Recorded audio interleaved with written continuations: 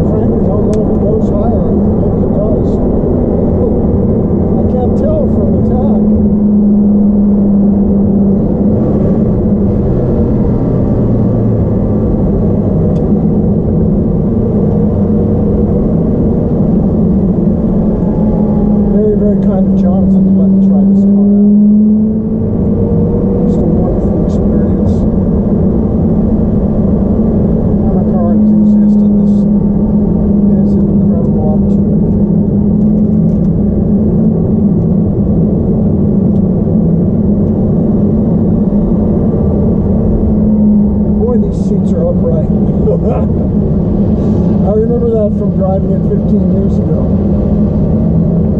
It's alright because it really gives me some good leverage on the wheel. What a machine.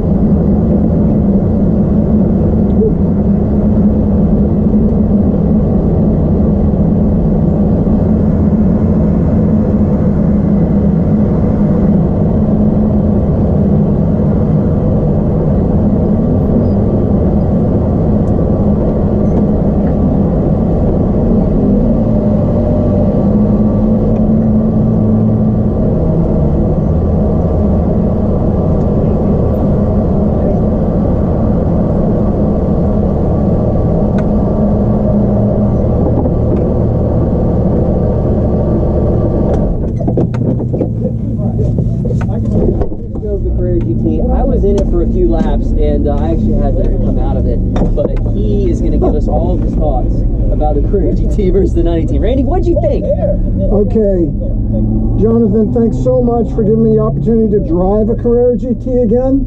It's been probably 13, 14 years since I was in one. And the cars, when I drove them 13 years ago, I came out of them thinking that they were quite nervous. Difficult car to drive fast. Here, I'm not pushing your car that hard.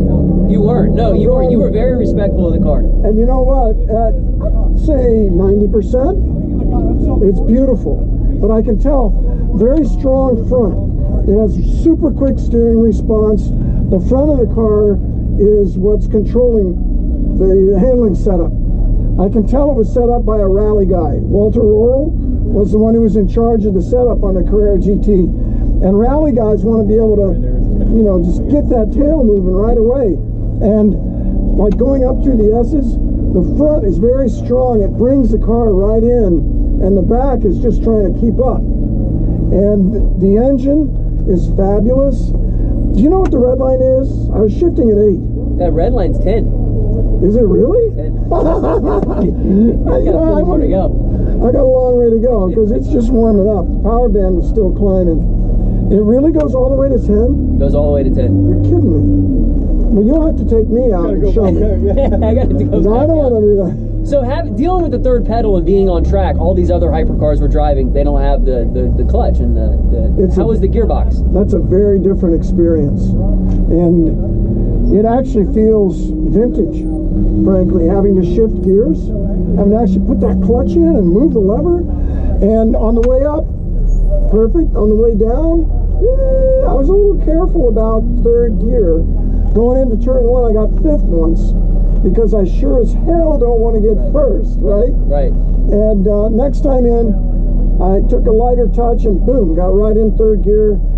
And it really doesn't want third gear. I think well, wait, if I got 10,000 RPM, then third gear is good in one. Yes, that's true. That's true. So it'll break loose from you. It has a reputation, right, for being like a knife. Yes. Did you feel that at all on edge, or? No, not so much. It really felt quite good at that pace, and that's where I wanted to stay. No surprises, nothing crazy, and Let's see, the clutch take-up is just beautiful. These have a reputation for being hard to get off the line. And I used your advice from a standstill, just let it up without gas, which feels weird. It feels weird. But guess what? That works in the Cup cars, too. Right. You let them go with no throttle, and I don't know if there's an idle speed adjuster or what it is, but it works. They come off the line.